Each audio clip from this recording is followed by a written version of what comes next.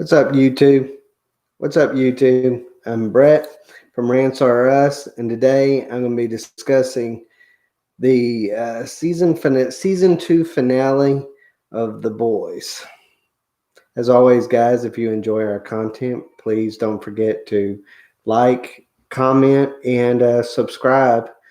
We're on the road to 1,000 subscribers, and we need all the help we can get from y'all guys. So help us out on that one. Um, as always, we always do reviews and recaps of The Boys and various other TV shows on this channel. So if y'all are a fan of The Boys, Supernatural, Star Wars, DC, Marvel, then we got you covered on here on Rants or Us. But as always, guys, this is I'll go ahead and start this season. Let me just talk about just this season in general, the way I feel towards it. I was a little bit disappointed by it. I kind of felt like it had some really good moments, and I felt like, but I also thought it had some really, really weak moments. It wasn't that any part of it was really bad. It was just, it didn't live up to my expectations. That was the way I personally looked at it. But when it comes to the overall aspect of the season, I mean, like I said, there were some good moments, and there were some great episodes. There were some great episodes that reminded me a lot of what season one was all about. The things that I loved about season one. But as far as the season one finale compared to the season two finale, I don't really think that season two really lived up to expectations. I was kind of a little bit down on the season two finale, to be honest. But there wasn't. But I'll go ahead and do a quick review of what went on in the episode.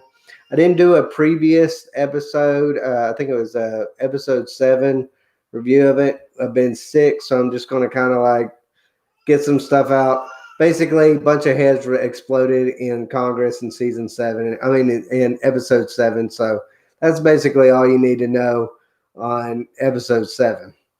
But as far as episode 8 is concerned, we finally figured out Huey's Billy Joel connection.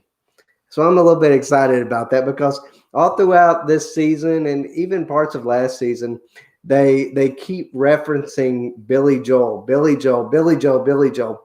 So Starlight kind of brings out a little bit of questioning of why Huey is so fascinated with Billy Joel. He acts like she said he acts like a 57-year-old man because he's interested in that. But he gives her a pretty good backstory of why Billy Joel means so much to him.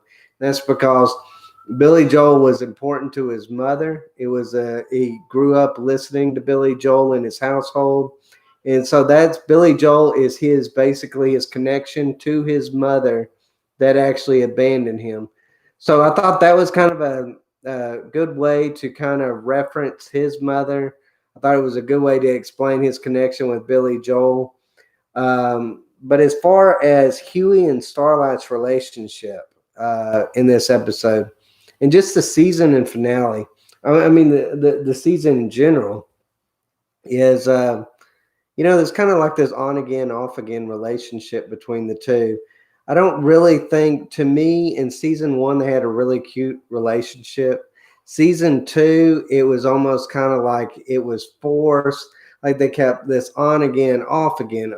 She would sleep with him and then she'd be like, same episode, well, we're not actually together, which that kind of disappointed me in a lot of ways. I kind of felt like they should have continued the progress that they had made in season 1 and pass that on to season 2. But I understand, season 1, they kind of ended on bad terms. Season 2, there was a lot of lying on Huey that Huey did to Starlight that I kind of felt like at the end of this episode really isn't referenced that much. I don't really feel like their problems are solved because, I mean, let's face it, he spent the whole season lying to her, not trusting her. And then because, she has this little breakup with the 7, Then all of a sudden, he's back in her good graces and she's back in his good graces and vice versa. We have this, they have this connection. Connection now feels a little bit forced, at least for me. But I'm a little bit excited about seeing how that's going to progress into season 3. Another thing about this episode is I was hoping, and I know this might sound stupid, and this might not be at the top of people's lists of what they wanted to find out. I actually kind of wanted to find out what was the connection with the Frescas with that church. And we didn't find that out. Though we did actually get to find out that, just how powerful the church is. And even Vought itself has to kind of concern itself with the church's activities, because the church has a lot of dirt on the Seven and on Vought just in general.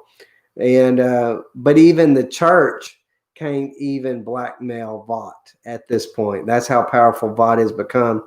That's how powerful Stan Edgar has become in season 2 compared to season 1. Another thing I didn't really understand about this episode was I don't understand why A-Train and the Deep are so fascinated with getting back into the Seven. Both of them have been screwed over by the Seven. Me personally, I would not want to be in a situation where that I was constantly being threatened by Homelander. I mean, you would think that they don't have to be a part of the Seven. They're heroes in themselves. They could go out and do their own thing and be completely separate from the Seven and still, be able to, they could even create their own superhero team. But no, instead they focus on the Seven. And I kind of felt like that was a little bit, I don't know, that never really was explained throughout the season of why they want to get back into it. I personally was very disappointed with the Deep and A-Train's role in season 2. See, I thought there was going to be this leap forward, especially for the Deep. I thought the Deep was going to, once he found himself, he was going to, show some signs of being like this. I don't know. He doesn't have to be a hero, but I thought he was going to be kind of like this likable anti-hero. But he just kind of came off as a cultist the entire episode. I mean, the entire season. And I was disappointed by that. I don't really understand what A-Train's. I don't really understand what A-Train is going for at this point. Vought actually caused him to have to kill his girlfriend. He had this heart condition. He almost died from it. Starlight almost killed him. Yet he's still loyal to them. And I don't really understand that.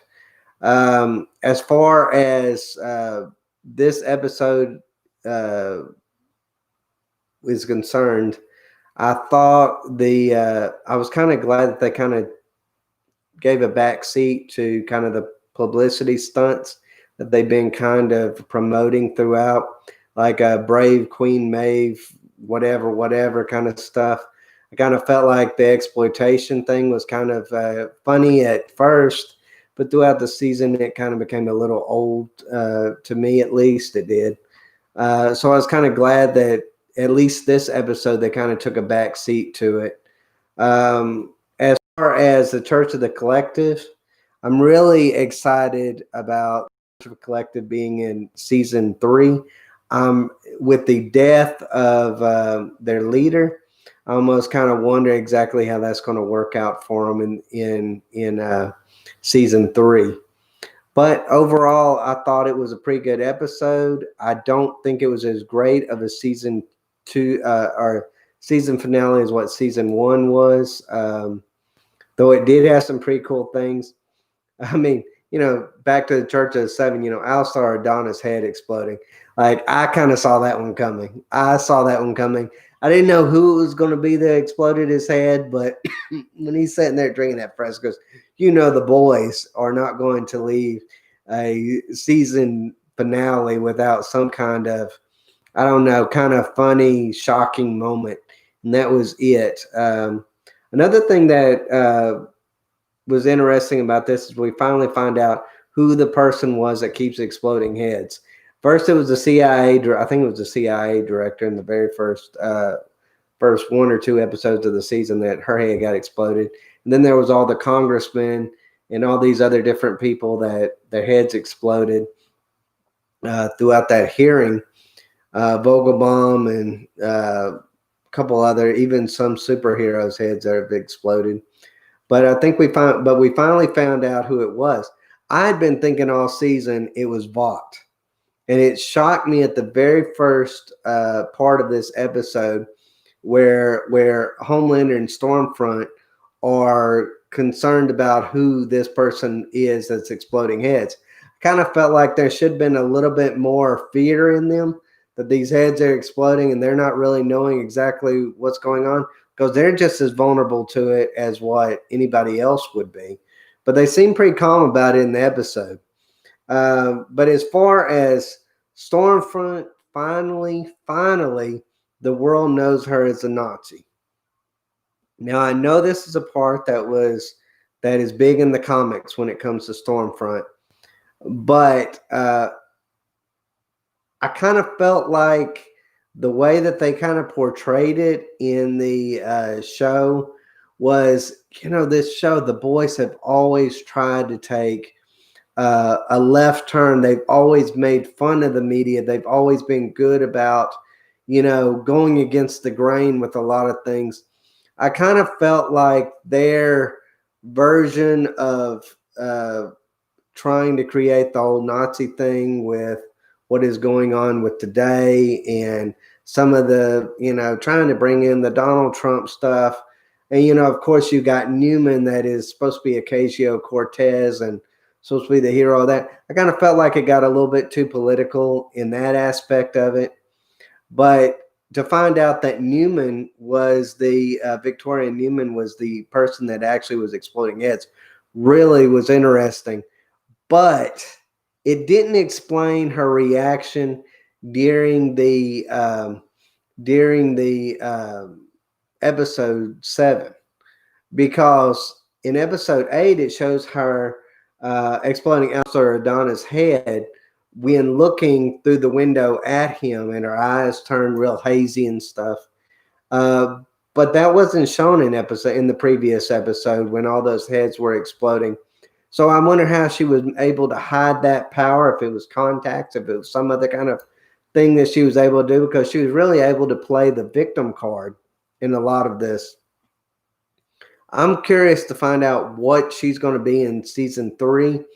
Is she an ally of Vought? Is she someone that's just trying to bring up dirt on them so that she can further her own power? We don't know.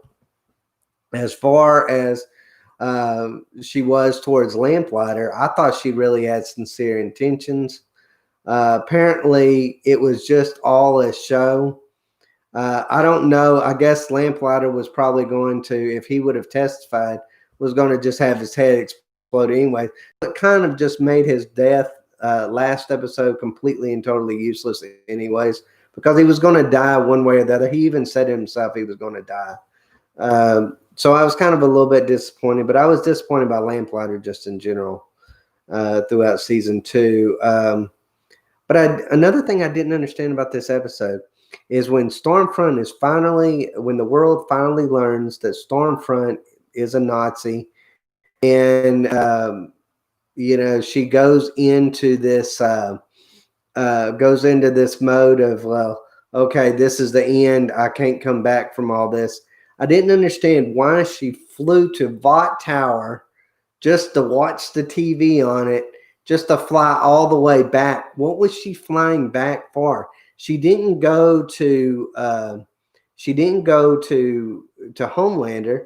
She actually found Huey and all the boys with Homelander's son and Becca, which I didn't understand. How did she find them so quickly, but yet even Homelander hadn't found them at that point? It's not like she's got the same powers as what Homelander does, but somehow she was still able to find them easily out in the middle of nowheres. And then not only did she find them once, but then she found them twice. Once out in that field, and then two out in the woods. And then somehow Homelander finds them too at the same point. But I can maybe a little bit understand Homelander a little bit more than I can them, but or her at least. But what I didn't understand is when Stormfront comes back from Vought, and she tells Starlight, she's like, well, you made this up. You created this story and all this kind of things. She never admitted to being a Nazi to Starlight, and I didn't really understand that. I didn't understand why she was trying to hide that from Starlight even to this point. Not unless she never really intended on killing Starlight in the first place, and she somehow thought that she could maybe get herself out of this, which I don't know how she could. I guess she could say, well, these aren't real pictures. These are, Starlight's way of trying to get back at her, but they're frauds. They're fake pictures, which to me, she could have probably got away with. I just didn't really understand why she didn't come out and tell Starlight, hey, I am a Nazi. But the very first thing that came in her mouth was, you did this. You doctored these pictures to make me look like this. When there was no doctoring to it, she had admitted earlier in the season that she was a Nazi. So I didn't understand that aspect of it. Another thing that just really puzzled me was when Becca does pass away, she tells Butcher to watch over her son. Now she knows that Butcher is not going to really watch over her son. I almost thought he was sincere there for a moment, almost to the very end, even after the episode ended. But then when Becca's son gets into the car with Mallory, I'm like, what are they doing? Are they going to send him to some kind of facility now? So he's never going. So he really, at the end of the day, he's just going to be hiding out, and he's not going to have a mom or a dad now. So exactly what was the point of it? I mean, he would almost been better in some crazy way with Homelander, because at least Homelander would have provided him a family, would have provided him a kind of a sense of normalcy, even if he probably would have made him into some kind of like maniac. But he did kind of seem, actually seem a little bit sincere. Homelander did when it come to his son, though. So I don't know. I didn't understand that. I didn't understand what is going to happen to that boy.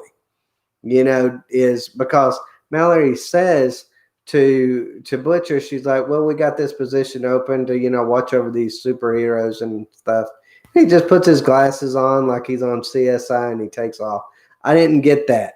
I didn't understand. I'm curious to find out if Butcher is going to have anything to do with Becca's boy in season 3, but it'll be another season. Another thing, Homelander and the whole Nazi thing in general, I thought that was kind of a odd way that they tried to portray Homelander. Was he really ever? He didn't seem like in this episode, Stormfront is telling Becca's son and Homelander's son that, oh, well, the white race is under attack and you're its only hope. And Homelander's sitting there rolling his eyes like, yeah, whatever. But he never confronts her on it. So if everything would have gone down smoothly, would he have continued with Stormfront, raising his boy into being this kind of like this white nationalist?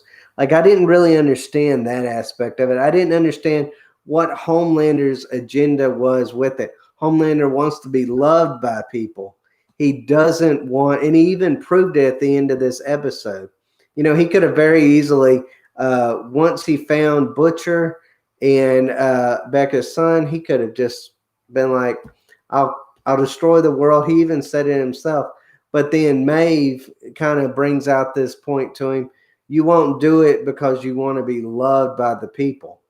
So at the end of the day, as much as maybe he hates being kind of in the spotlight, he still, that's something he needs in general. And I thought that was kind of a deep meaning that they brought out when it come to Homefront in that. Homelander.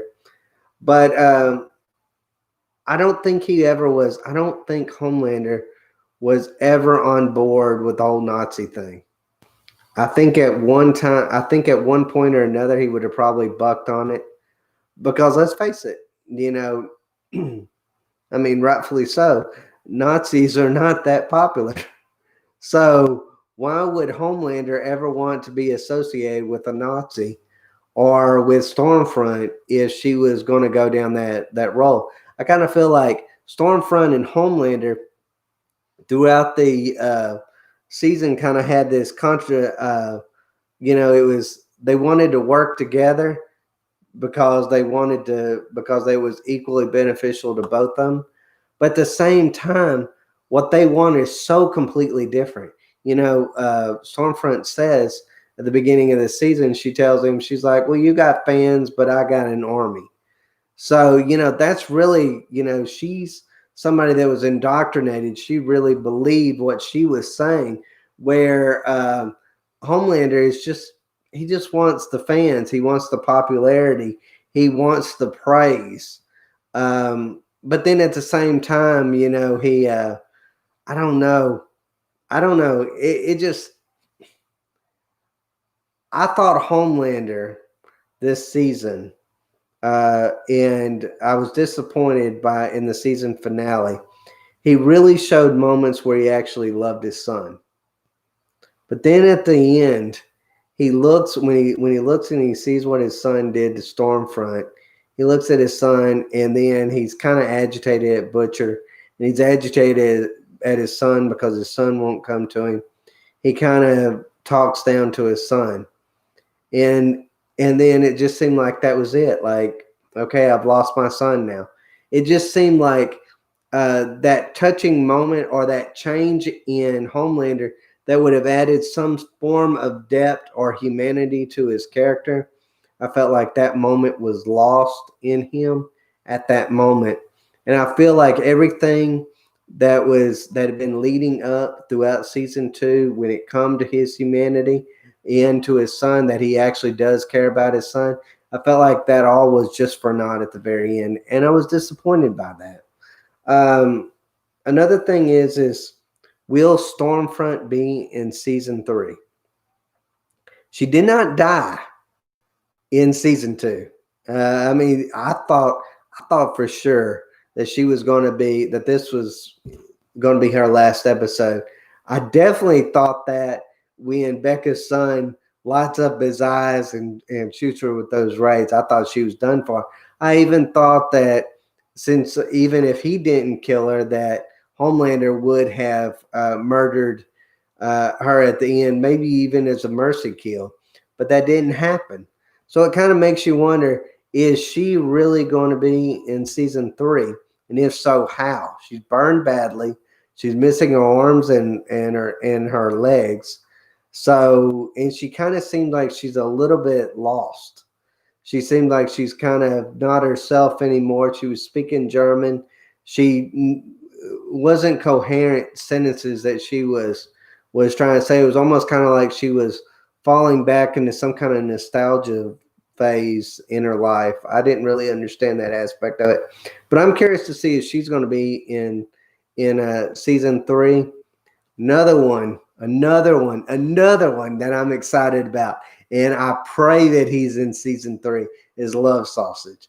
He didn't show up in the season finale like I was hoping he was. I was really thinking he was going to play more of a crucial role at the end of this season, but he just played that little bit of a role. But we know, at least those that have seen the comics, they know that he does play a role later on if they go by the comics.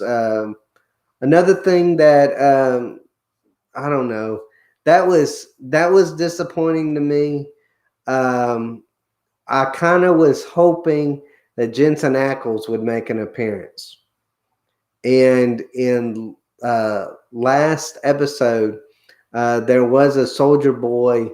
There was a Soldier Boy monument that was shown, but not Jensen Ackles himself. I don't understand why they made such a big deal about Jensen Ackles as Soldier Boy. They weren't going to bring him in at least even a brief cameo throughout this, at least in the season finale. So I was a little bit disappointed by that. I kind of felt like all that hype was kind of for nothing. It was like because by the time season 3 comes along, I mean, when you're dealing with all this COVID stuff, you don't know when season 3 is going to come along. So all this hype that they were building up for Jensen Ackles as Soldier Boy is going to be long gone by the time season 3 comes. So I kind of felt like that was a dumb move on Amazon Prime's part. But we'll have to see. I'm still a little bit on the fence about Jensen Ackles as Soldier Boy. Big Jensen Ackles fan, big Supernatural fan. I don't know the guy that plays Bobby, but I thought he played, I don't know his name, but I thought he played a really good role in this episode. When Mallory is trying to blackmail him, he's like, you can put on there, I'm sleeping with my maid or whatever. So, don't even try. Like, I thought that was almost like a callback to Bobby from Supernatural, his character from that, onto the boys. And so I thought that was kind of an interesting thing. But I'll just go through kind of my take on each one of the characters, what I liked about it in season 2 and what I'm hoping for in season 3. Huey. Huey was he was suicidal through the first half of the season. I felt like he was kind of a douche. Like he was lying to Starlight, I guess, as a way of keeping her protected, but at the same time keeping her where that she wasn't clear about what was going on. I thought actually kind of put her in more danger than what actually protecting her. I was not a big fan of Huey in season 2 compared to like I was in season 1. I kind of felt like Huey in season 1 was a man that was kind of, he was trying to get revenge for his girlfriend's death, but the same time he fell in love with Starlight, so he kind of was had mixed feelings about taking down the 7. I felt like there was none of that in season 2. I felt like his whole fight to take over the boys was kind of with Butcher was kind of unexpected and really didn't go anywhere. They keep making this reference that he is kind of like the thing that keeps Butcher grounded, that he's taking on the role of Butcher's brother that had killed himself. And that he would be the one that would always be the one to counter Butcher's bad nature. I felt like he didn't do any of that. I felt like, if anything, Butcher countered his own bad nature in season 2. He didn't really need Huey. And I kind of almost felt like at the end of this episode, the season finale and season 2, I kind of felt like Huey actually come to that realization to a certain extent too, that he wasn't really wanting to be a part of the boys. He even said that, he never really truly fit in with them. So he's wanting to take a more active role, a political role, a normal role in taking down Supes more than, like he said, he's tired of getting all the guts on him. But I thought overall, I was down on Huey in season 2. I was down on him and his relationship with Starlight. And I thought it was too back and forth. I thought they never would make a decision about whether they were a couple or not. They had some cute little road trip moments. They slept together, but there wasn't like this definitive thing that there wasn't this connection that there was in season 1 between the two. Um, Another one that I was down on was Starlight. I mean, it wasn't just her relationship with Huey that I hated. I just didn't like Starlight all this season. I just hated everything about her. I felt like at the beginning of the season, her trying to blackmail her friend. I thought that was just a real douchey thing on her part. I did not like the part where she was, this, I don't know, she just loses her faith. And, you saw that in season 1. Um, but to me, that wasn't really who she was in season 1 either. That was who she was trying to portray. But that wasn't really her own convictions. I never personally believed that in Starlight. So it didn't. So when she lost her faith in God or faith in humanity or whatever she lost, it didn't really have that emotional impact that I thought it would. I felt like she was kind of a little bit on the fence. She was wanting to be a part of the 7, but she was also kind of wanting to be with the boys, not necessarily with Huey, but just with the anti-hero movement, I guess you could say. So to me, that didn't make sense. It didn't make sense of how she was able to just go so fluidly between the 7 and the boys. I kind of felt like, when, they were able to, they have these satellites working for them. They know where all their superheroes are at all times. But for some reason, nobody, that Ashley or whatever her name was, could never find Starlight. I thought that was a little unbelievable. I was really shocked that Homelander did not come to that realization a lot sooner than what he did. You could say he was busy the first part of the season, but still, there should have been somebody from Vought, whether it was Stan Edgar or some of the others, that should have known, okay, she's working against us. There should have been some kind of tracking chip. Even though they did take the tracking chip out of her, there still should have been some way that they could track her. I still believe that if Vought wanted to know where somebody was, they would have found out where she was. I just believe that. So I was down on her. I didn't like her character in season 2. I'm not really excited for her in season 3 either. I'm not really excited for her and Huey's relationship either in season 3, but that's just something that's going to happen. Another one that I was kind of down on, but did have his moments, was Frenchie. I liked where he was trying to save Kimiko. I liked his backstory that was explained a little bit more. I thought that was a really interesting take of them finally explaining what really happened between him and Lamplighter and the boys and Mallory's grandchildren. That he was actually just trying to save his friend. And he was torn between his friend and doing his job.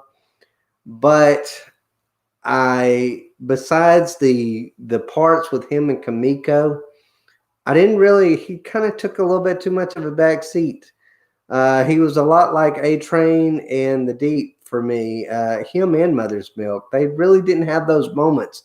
As far as Mother's Milk is concerned, Mother's Milk, he had that when him and Starlight and Huey are going on that road trip. They have that moment of maybe kind of a little bit explaining a little bit of Mother Milk's backstory, but about his father. But besides that, he was just basically a no-show. I was glad at the end of the season 2, he was able to reconnect with his family, but they never showed if he was able to actually reconnect with his wife or not. So That was another one that kind of took a, I don't know, I was kind of a downer. I really like Frenchie. I like Kamiko. I like Mother's Milk. I like those three characters. I wish I wish this would stop being the Butcher show or the Huey show or the Homelander show and start kind of focusing a little bit on some of these side characters a little bit more because I kind of feel like they're being lost in the fray. But as far as that, so yeah, I'm down on that. Kamiko was Kamiko really grew a little bit. She grew on me. It wasn't really that huge on her in season one, basically because I didn't really know where she really fit in. But now I kind of understand it a little bit more. Her character grew with, that of her brother. Her whole trying to seek vengeance by becoming an assassin. I thought that was kind of like a weird side quest that I didn't really enjoy on that. So I was a little bit disappointed with that. But I like I like where Frenchie and Kamiko are right now. And I'm excited to maybe in season 3, maybe them to expound on their relationship a little bit more, show a little bit more humanity in them. They're really cute together. I like that couple more than I even like Huey and Starlight. I think Frenchie and Kamiko are one that works. I think they're a couple that works. They're a couple that I'm excited seeing in the future. Um, Butcher, Butcher. Where to begin on Butcher? I do not like the route they're going with Butcher. Season 1, and let me just explain that because I know there's a lot of Butcher fans out there, and trust me, I still am a Butcher fan. But season 1, they tried to make it out like Butcher was this psychotic guy that was just obsessed with taking down superheroes simply because he was trying to find out what happened to his wife or get his wife back. Then you find out that Butcher actually has always been this way. And that to a certain extent, Becca was kind of tired of being his saving grace. And it almost kind of makes me wonder if Becca was kind of relieved to be away from him to a certain extent because he was she even said it herself, she was always having to try to save him from himself. And then, of course, there's that story of Lenny or whatever his name was that was Butcher's brother that killed himself, and that at one time he was the saving grace. I kind of feel like, or the thing that kept Butcher grounded. Butcher to me has turned from a hero or from an anti-hero that was trying to do all the bad things for a good reason because to get back somebody he loved, to now being just somebody that is just a psychotic human being that's just obsessed with taking down Supes at all costs.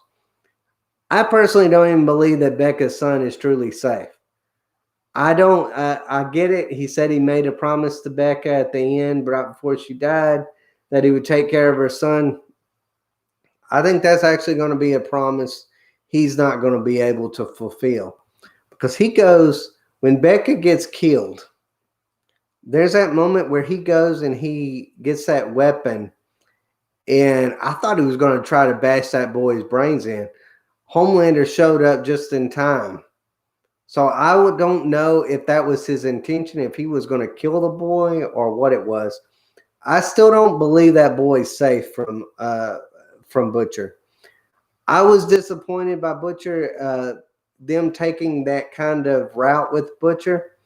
I feel like it just kind of makes him just into this no different than Homelander stage. Like, I mean, that's the way I kind of feel towards him. Two characters that I felt like were underused and underappreciated and was Lamplighter and Grace Mallory. Lamplighter, okay, when he first showed up and he didn't die, and I think it was episode 6 or episode 5, I thought they were going to have a bigger role for him. I thought there was going to be this this Mallory trying to uh, keep him safe, even though he was the one that was responsible for our grandkid's death. I thought that was going to be like some big story. Turns out Lamplighter is just a guy that liked porn, that felt bad, that really actually truly did feel bad about killing those kids, but really just didn't play any role. Like, of course he just wanted to go kill himself. Like, I didn't understand that. I thought they killed him off a little bit too premature. I kind of feel like them killing off Lamplighter also kind of made Grace Mallory just kind of a useless character at this point, because uh, there's no story there with her. She doesn't fit in. Like, why is she back now? She has no reason to be back to take on the superheroes. Lamplighter's dead. Of course, her grandchildren are dead. Um, I don't really understand now what is the thing that's bringing her back to it. I know she's going to be a big part in season 3, but me personally, I'm not too excited about seeing her character in season 3. Queen Maeve. Okay. I had a huge problem with Queen Maeve in this episode. Okay, she shows up. She tells at the beginning of the the series finale, or season finale, sorry, the season 2. She tells Starlight and Hughie to get out. She doesn't want to take down the boys or want any part of any of this. Then all of a sudden, somehow she manages to find them all out in the woods, and somehow is part of taking down Stormfront. I thought that was a little bit stupid, because to me that didn't really fit with what she was with her character. Her character had given up, and then all of a sudden she's like, "Well, you're gonna leave me and my girlfriend alone now, because or I'm gonna show this video to the world, to Homelander." And I thought, what girlfriend? She completely and totally doesn't want anything to do with you. So you're not free anymore with that. I almost was kind of almost hoping Homelander just would kill her, because I don't really see where she's been anything uh, in this season.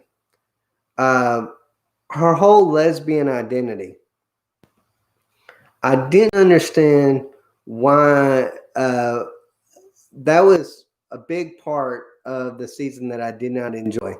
Instead of her outing being something that, she was able to be herself, instead her outing became just Fox's way of, being like, hey, we have a bisexual character or a lesbian character on the 7, and they just started trying to glamorize or publicize it to further the 7's goal, instead of furthering her as a character by outing her.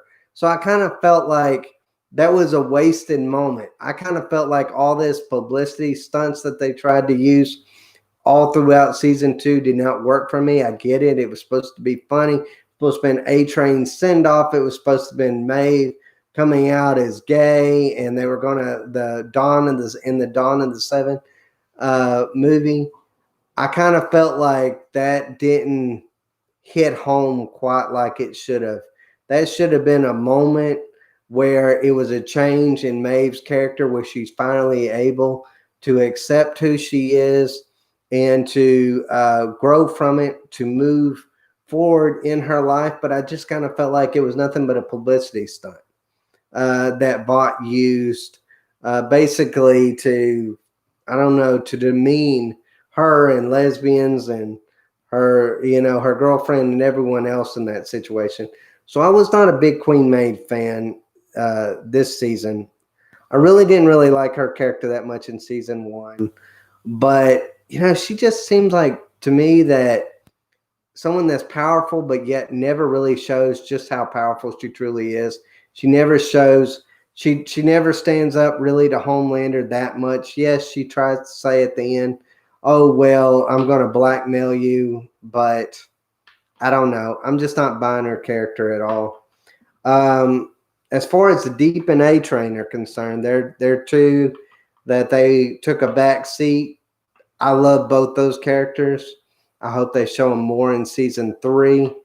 I hope A Train's not back to being a bad guy again. I hope not. He did get some information about Stormfront to the boys, but that was more to further his own agenda than it was to just being a good guy. As far as Stormfront, Black Noir. They say Black Noir is in some kind of like coma-like state, so it's yet to be seen exactly what he's going to be like in season 3. It looks like, and I'm excited for this. Now, I know a lot of y'all might not have read the comics, but for those that have, it doesn't look like they're going to go down the comic route with Black Noir. So I'm actually kind of excited about that because I didn't want them to go down that route. I kind of thought they should do something on their own. It kind of looks like they're going to. But let's face it, Black Noir is not going anywhere. Black Noir had some moments during this season that it was just head-scratching moments. Like standing on top of the roof looking at Butcher's aunt's house. Worst ninja ever. He was making himself so evident. I didn't really get that. I'm like, he's not really living up to the hype that I thought he would. He did show some moments where you see just how powerful he is, but when he was attacking Starlight. But the whole, what is it, almond nut or something like that, allergic reaction, I thought that was kind of a cheesy way to take him down. But, we're going to see him in season 3. Hopefully he grows as a character in season 3 as well. Stormfront, like I said, I hope Stormfront appears in season 3. The whole Nazi thing, I just felt like that was a dud. I know that was something that they used in the comics, but it made more sense in the comics than it did this go around. To me, she just seemed petty and kind of weird. That I liked her character the first few episodes. I was like, man, she's going to be a bad guy that's going to really be at the same level of Homelander, if not maybe even stronger. But we never got to see that aspect. She never lived up to that hype, for me at least. That doesn't mean I don't like her as a villain. I actually think she's a more compelling villain than Homelander is, just because she's smart. She's smart. She's evil. She's cunning. She's willing to do whatever she wants, and she has an agenda. She's not just trying to be there to further Vought's goals or further, Homelander's goals or the Seven's goals or any of them. She's there to really create a Nazi world, I guess, a world, fulfill the Nazi dream. There was some moments when it come to Stormfront that confused me, though. She had Stan Edgar told in one of the previous first episodes of the season. He said that the Vought creator actually went into Jewish concentration camps and tested out a Compound V. And I'm assuming that's probably where she got her powers, because she was the first superhero that Vought made. So I'm assuming she's probably Jewish. So how did she? I wish they would have maybe expounded upon how she was, how she turned into a Nazi to such an extreme, and why the church and Vought would even want to have her on a team, knowing that she was knowing her past and knowing that that if it was ever found out, it would be a huge blowback, which it was. Now Vought, is got another problem on their hands. But as far as Stormfront's concerned, I like her character. I just wish they hadn't gone kind of the weird Nazi angle on her. I kind of weird Nazi and then far right wing kind of thing. I didn't really like the whole tie-ins with the what is going on today with some of the nationalistic kind of like things that they were trying to draw out of the connections between what is going on now and what Stormfront's agenda is. I didn't really like that. I don't really like shows that are trying to bring attention to things like that anyways. I'm the type of person that just wants to be entertained. I don't want to be preached to. I don't I don't care if it's left, right, whatever. I don't care. I just don't want to be preached to about it. That's just my thing about it. I didn't understand how Stan Edgar got to be head of Vought. If that was, that was another thing. They never explained why Stormfront wasn't actually the founder of Vought once her husband died. So why didn't she take over the reins? Why would she allow a black guy, as racist as what she is, to take over her company? That was perplexing to me. They never really explained that. She kind of makes like some kind of offhand comment about him, but she seems like she kind of goes along with it. So that I thought was odd. Stan Edgar is the guy that plays Stan Edgar. I don't know his name. Giancarlo something. I don't know if it's Stanton or whatever, but I think that's the baseball player I'm thinking of. But it's Giancarlo something. He's a great actor. I love him in everything. I liked him in The Mandalorian. He just plays great villains. And man, if they can just bring him out as like the main antagonist in season 3, I'd be all for it. Like I thought he would make an excellent villain. He's a villain that has a purpose. I liked how he kind of made Butcher understand the perspective that he is. He's not just all evil. He's businessman. And he tells Butcher, he's like, hey, you're talking bad about me, but you're really no different than I am. And I thought that was a great parallel between Butcher and Stan Edgar in that aspect. Homelander. I felt like Homelander is irredeemable as a villain at this point. They've made him in too much of a joke. At the beginning, they kind of, it started in season 1 with the breast milk thing. That was kind of like a little joke that they continued on into season 2. I thought it was kind of stupid all the way around. I would wish they would have stopped it.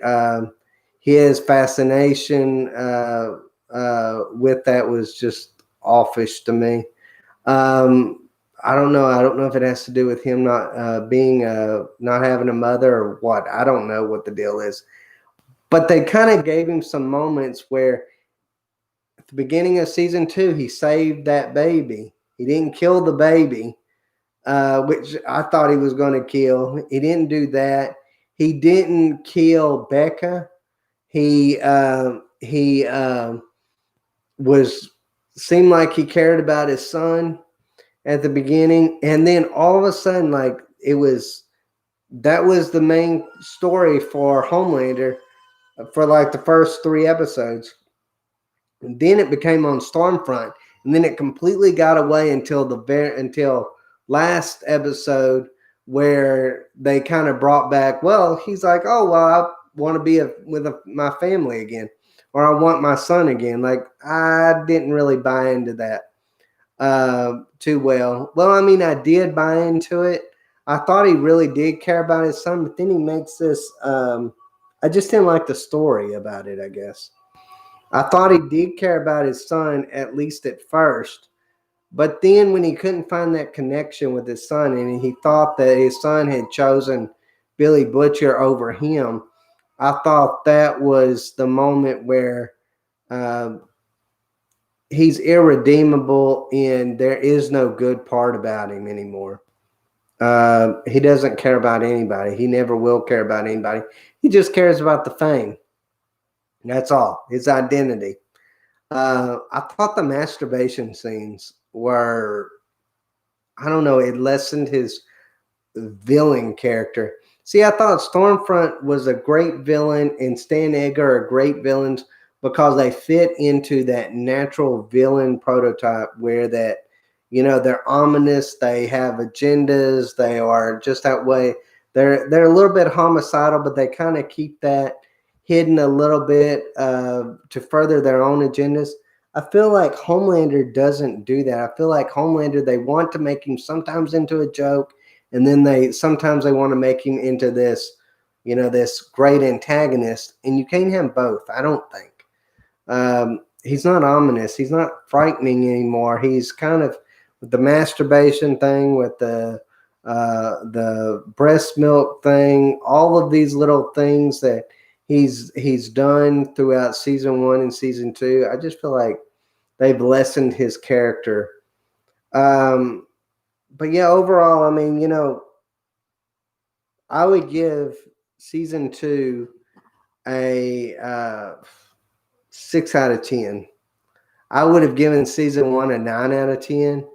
I thought the last 2 episodes of The Boys maybe kind of redeemed the season, at least to a certain extent, but not fully in my eyes. But I'm still excited about season 3.